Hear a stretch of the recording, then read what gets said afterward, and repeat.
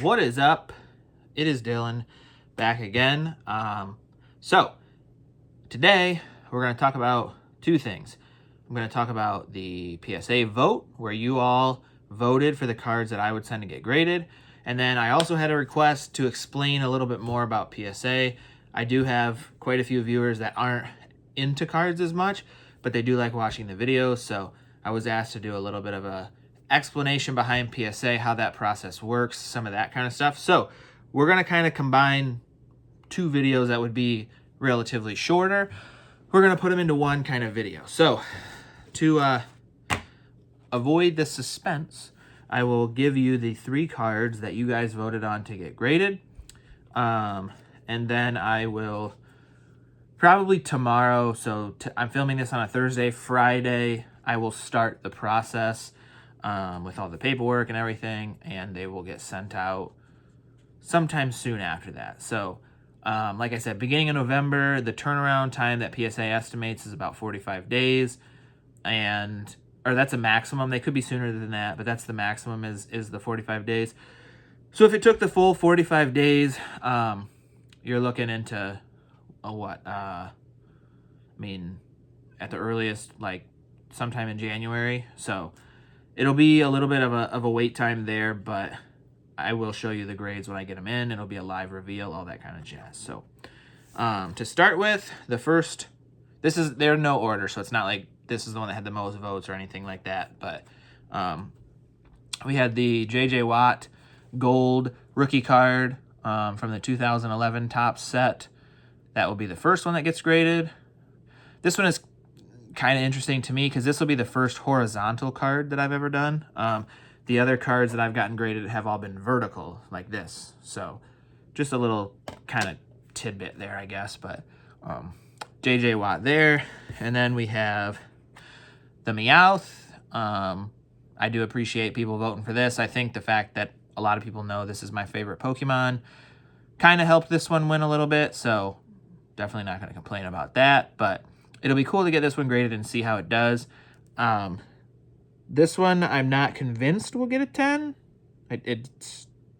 I'm hoping for a 9 at the very least, but I'm not sure on that. We'll have to see what happens. But there's the Meowth, and then we have the Charizard. So this is the Mega Charizard EX Full Art.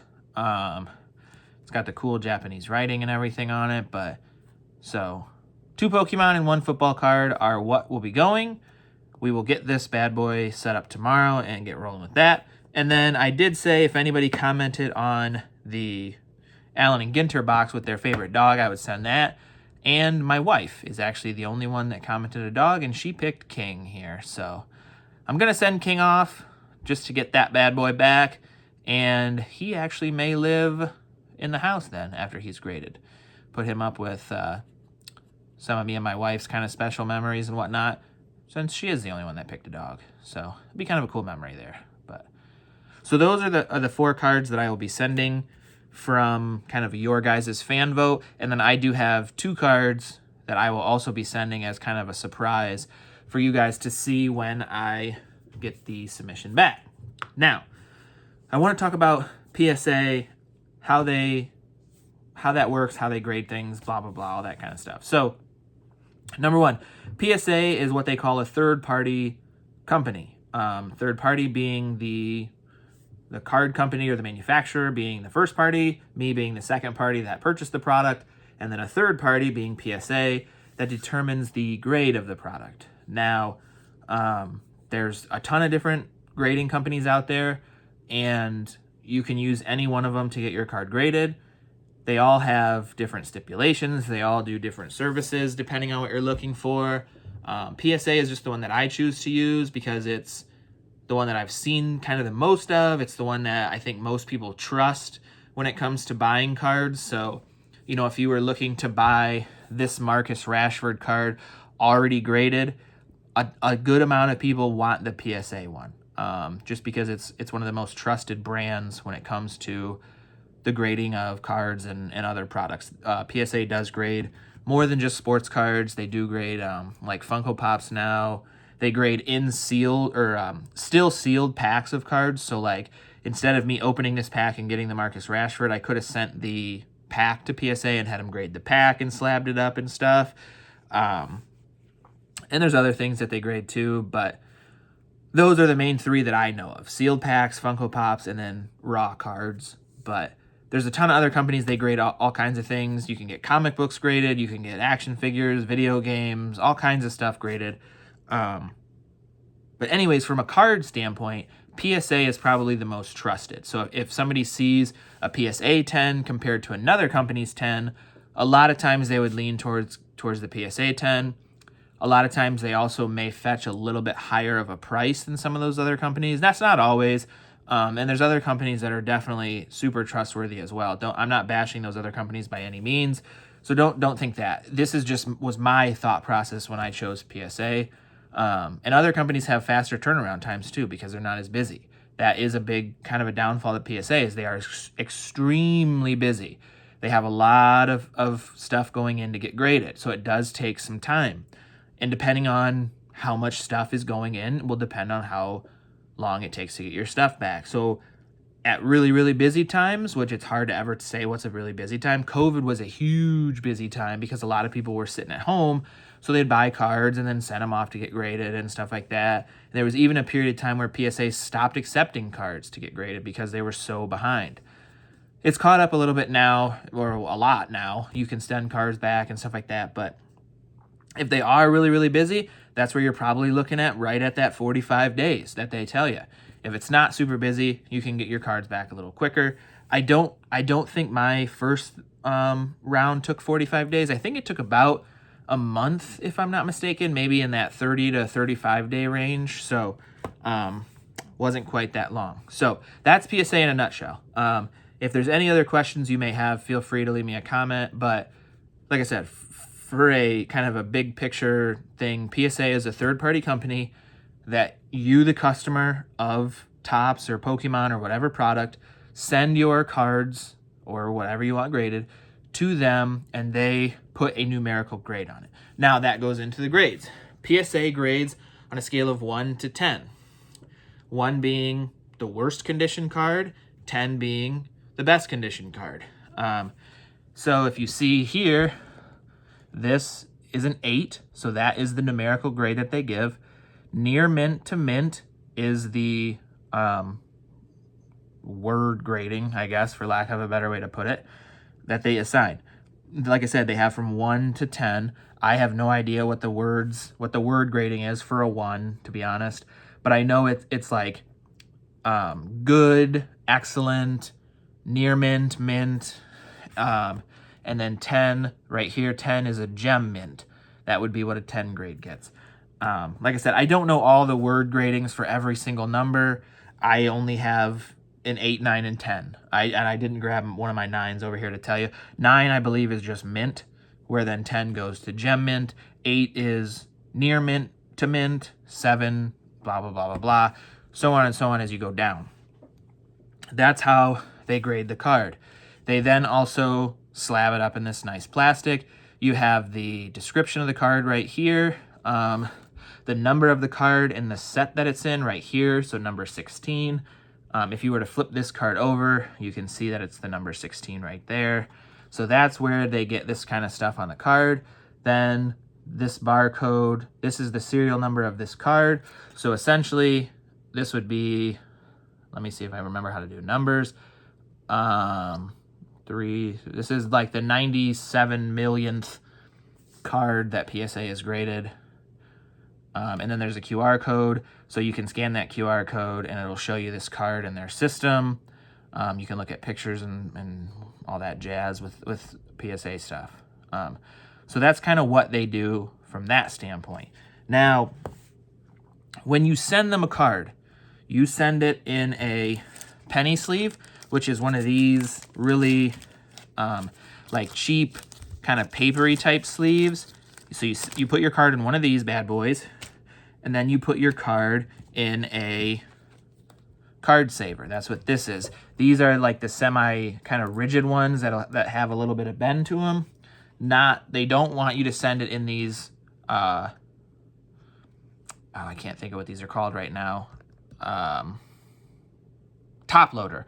This is a top loader. They don't want you to send it in these because they do run your card through a machine, and the machine is kind of what sorts these out, and this is what the machine was built to sort through, was these card savers here. These, like I said, these like bendable type ones.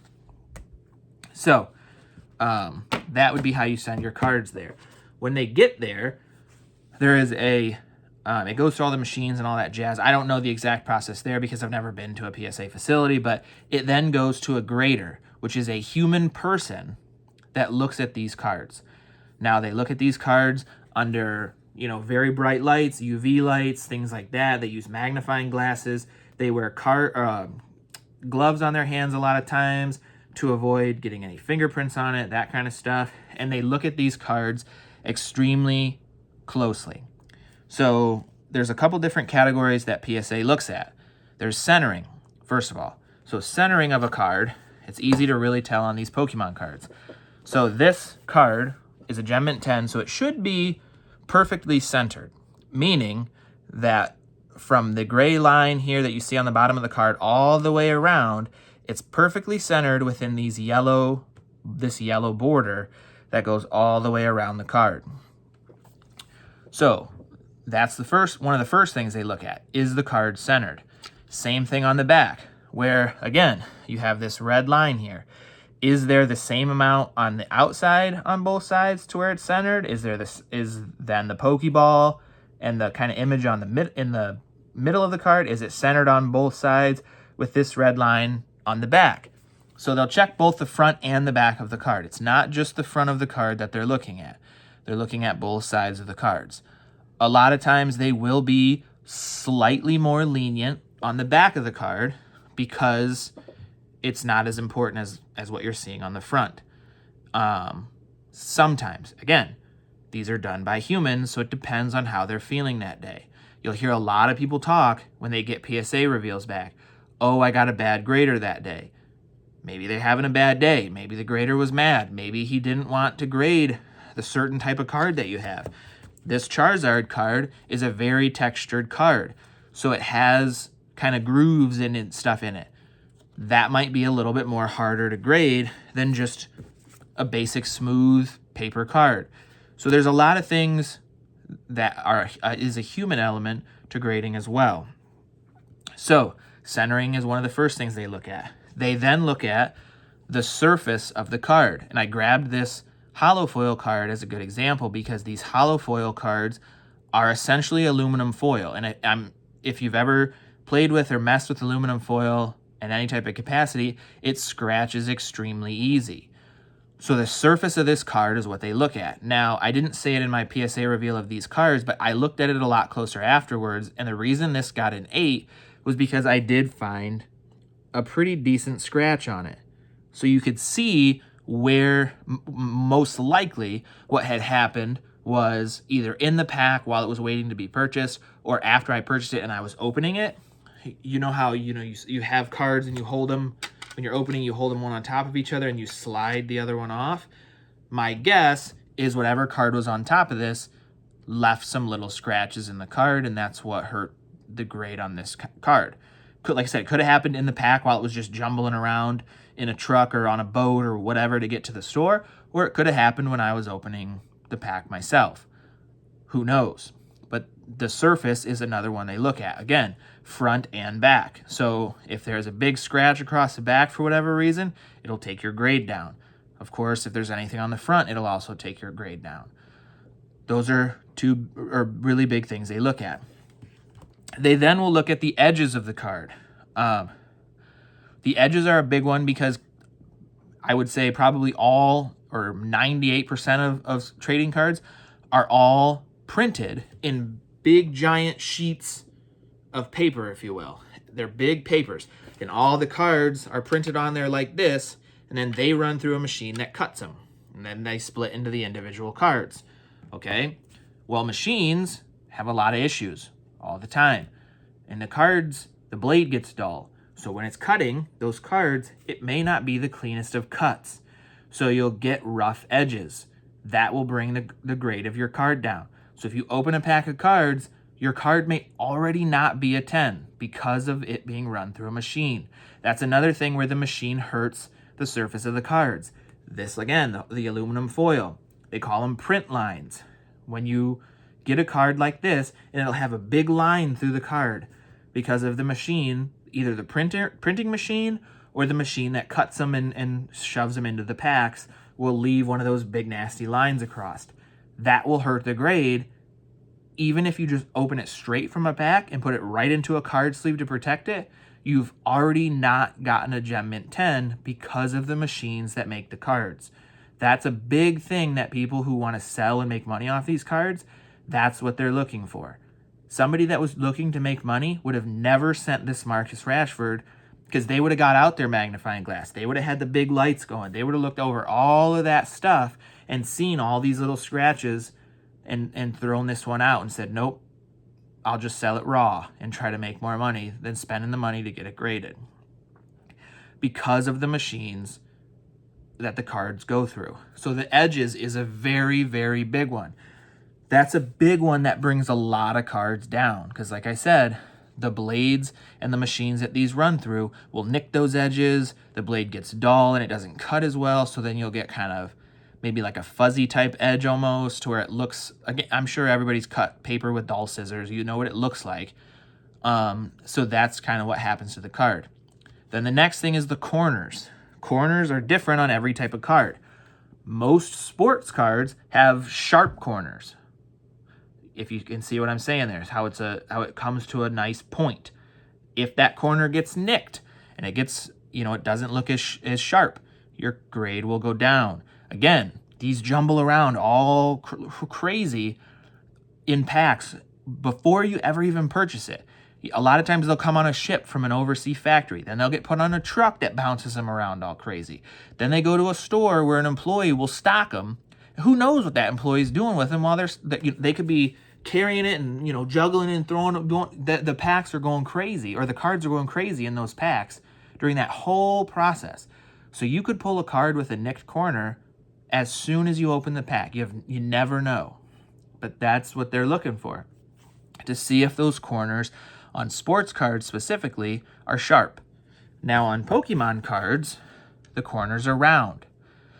So what they're looking for the most on Pokemon cards is to see whitening a lot of times. Again, when they're cut in this round shape, you'll get little nicks and little white speckles on the Pokemon cards. That will cause the grade to go down. Those are the big things that they're looking for. Centering, surface, edges, corners. All of that kind of stuff is what goes into PSA giving you the grade. Now, once they get all of that stuff determined, and however many issues they see with your card, they have a system that will say what grade the card then gets. So if you have a sports card where you have one corner that's dinged and the rest of the card is perfect, you may get an 8 or a 7 or even worse because of the damage to that one corner. If it's just a slight little teensy little ding, you'll hopefully get a 9 if the rest of the card is perfect. But if you have just a slight little ding and then you have a scratch, you'll probably start to get into that 7, 8, maybe even 6 range, because now you're getting into multiple issues with the card. Centering is one of the biggest ones. Again, they're cut by machines. So the machine is just doing its cutting. So if the paper's not loaded quite properly or something gets messed up with the machine doing its work, you'll get off-center cards. So that's another one. You might have a perfect card, but because it's off-center, your grade's going to go down. Then on top of that, if it's off-center and then you start to see other issues, your grade's going to go down pretty quickly then as you have more and more of those issues. I don't know if PSA's ever really released like, hey, if it's this is what your grade goes to. Hey, if it's, I don't know that they've ever released that. I haven't looked that far into it personally because I'm not really doing this to make money. I'm sending cards that are important to me. I'm sending cards that have some type of memory to me. These cards, I don't care what the value is going to be to come back as. They're going to be a memory of me starting this channel, of me having some of my very, very first viewers vote for these cards to win. This is a card that only my wife voted for. So now it's going to be special to me and her relationship because it's important to just me and her, as she's the only one that voted. That's what I mean by the value isn't exactly there for me. I don't think this is going to get a 10. If it did, I'd be over the moon. I don't think it's going to happen, though. That's not going to stop me from sending this to get graded, where a lot of people that are in this to make money use PSA to make money. They call it the upgrade shop. They call it the money-making shop. They call it the place to send your cards to make more money. If you saw any of my card opening videos and you saw me get super excited about a card I pulled, those are cards that those other guys would send to PSA because they're going to sell it then for big money. I'm going to sell it because I have the memory of, or not sell it, I'm going to send it to PSA because I have the memory of pulling it and I'm excited about it, but I'm not trying to make money off of it. So that's where you for yourself, if you're ever going to send cards to PSA, you have to decide what you're in it for. If you're in it to make money, scrutinize those cards to a T. Get yourself a magnifying glass. Get yourself lights. Look at those cards and know that you're going to get a 10, or at the very least, you're going to get a 9. Because on 9s, you're probably going to break even on what you paid for the card plus the cost of grading when you sell it. You're probably at least going to break even. Once you start getting into those 8s or below, you probably should have sold the card raw because you'd have made more money. And you would have made a better profit even too because you wouldn't have the PSA grading fee on it. So if you're in it to make money, scrutinize those cards hardcore. If you're in it like me for the memories, pick the ones that are the most important to you. Find the cards that are special, okay? I think I covered everything. If I didn't, I'm sorry. I tried to go somewhat quick because I didn't want this video to be super long, but it's turning out to be longer than I anticipated. But to kind of sum up, these are the 3 cards that won: the JJ Watt, the Charizard, and the Meowth. Those are the 3 that will be put in to get graded. And then, oh, I forgot the King that my wife voted for from the Allen and Ginter video. But other than that, I hope that you guys learned a little something about PSA if you didn't already know. If it is something that you already know because you've used PSA or you're into card collecting, I apologize. Maybe this was a little redundant for you. But I did want to put something out there to explain a little bit about what PSA is, how it works, what they look for in a card, things like that for my fans that aren't into cards as much, and asked me to do that for them. So with that, I'm going to sign out of here, and I will see you guys in the next one.